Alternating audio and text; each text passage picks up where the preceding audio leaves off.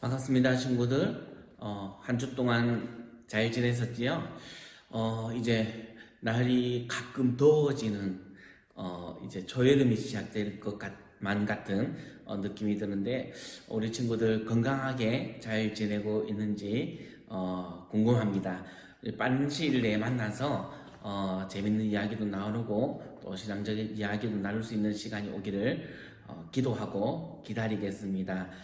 지난주부터는 지금 유튜브에 영상을 올리는 것을 시험해보고 있어요. 여러분들하고 좀 더 쉽게 영상으로 만나기 위해서 시도를 해보고 있는데, 좋은 시도가 되었으면 좋겠다라고 생각이 듭니다. 이번 주는요, 요셉의 세 번째 이야기를 나눠볼까 합니다.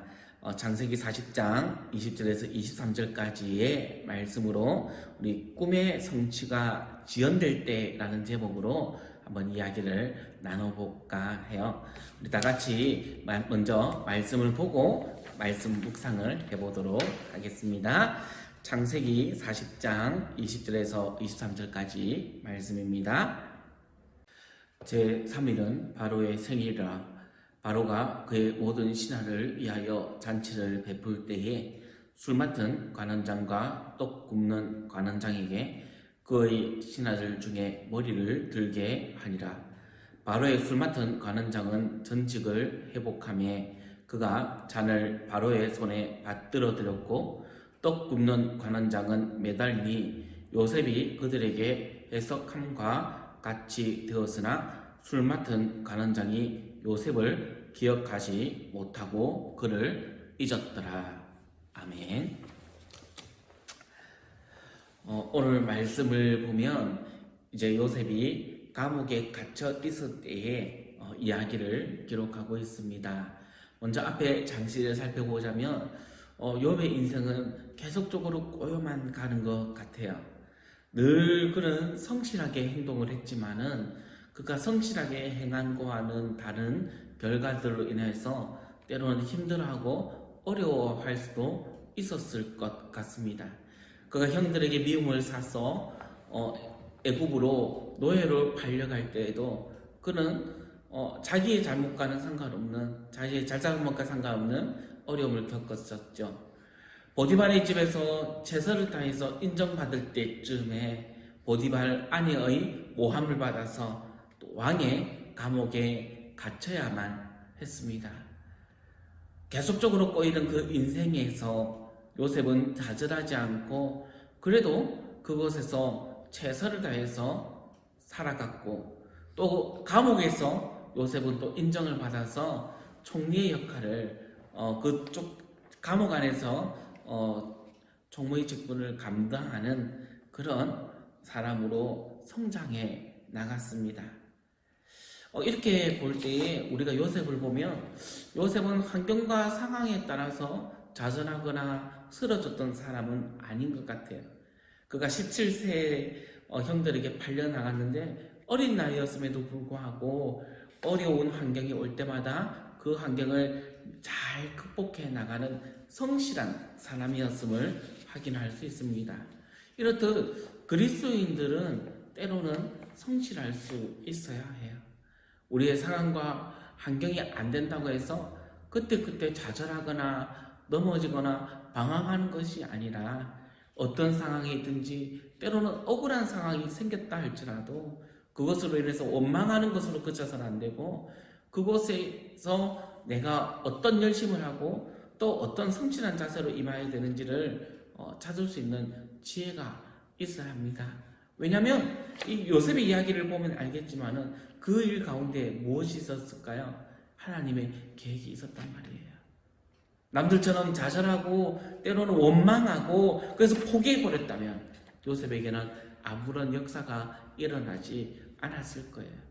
그렇지만은 요셉이 그 원인도 알 수 없고 상황이 어떻게 돌아가는지조차 가늠할 수 없었지만은 매사 하나님께서 나와 함께 하시고 하나님께서 나를 계획하시고 인도하여 주셨다는 믿음 안에서 성실히 해갔을 때에 하나님께서는 그를 들어서 총리로 세워주셨던 것을 우리가 발견할 수 있기 때문에 그렇습니다. 그러므로 여러분들도 어렵다고 해서, 그 다음 상황이 꼬인다고 해서, 혹은 누가 나를 알아주지 않는다고 해서 포기하거나 방황하는 것이 아니라 하나님께서 나와 함께 계셔, 하나님께서 나를 지켜주셔라는 그 믿음 가운데에서 성실하게 그리고 충성된 일꾼으로 자라날 수 있기를 주님의 이름으로 축원합니다. 두 번째 볼 수 있는 거는요, 오늘 이 사건 자체예요. 욥에게 뜻하지 않는 기회가 찾아옵니다. 물론 왕의 감옥이었기 때문에 왕의 신하들이 그곳에 많이 갇혀 있었을 거예요. 때로는 형장의 이슬로 사라졌을 거고, 하지만 또 때로는 이 사람들이 복권되어서 귀한 자리로 다시 돌아가기도 했어요. 요셉이 생각할 때 이들한테 잡으면 자기의 억울함을 풀어서 이 감옥에서 벗어날 수 있는 기회가 있을 거라고 생각하면서 늘 그러한 것을 꿈꾸고 살았을 수도 있을 겁니다. 그런 어느 날 이 요셉에게 기회가 찾아왔어요.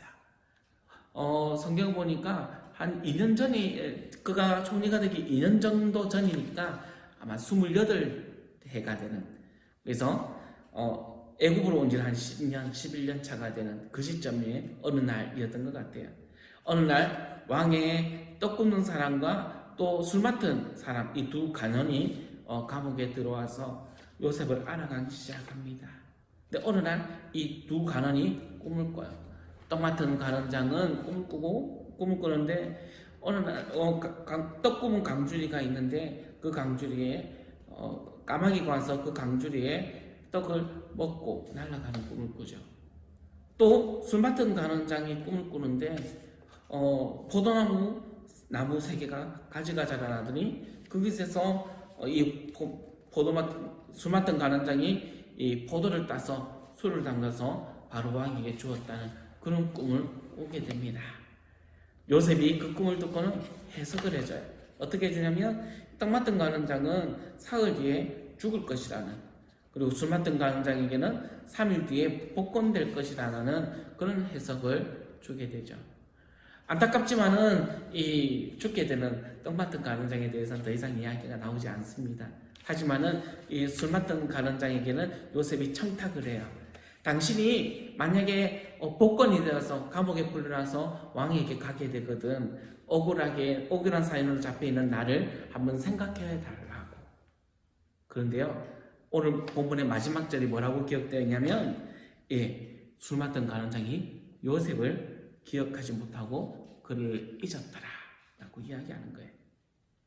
이게 어떤 내용이냐면, 그냥 생각해서 하나님께서 그 생각을 지워버렸다, 머리에서 그 생각을 지워버렸다라는 뜻을 가지고 있어요.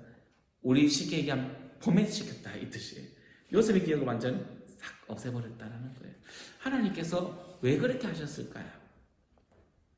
사실은 요셉이 지금 17살 때부터 애굽에서 팔려와서 그가 고생하고 있었던 이유가 뭘까요? 하나님께서 하나님만 바라보는 하나님의 일꾼을 만들기 위한 과정이었어요.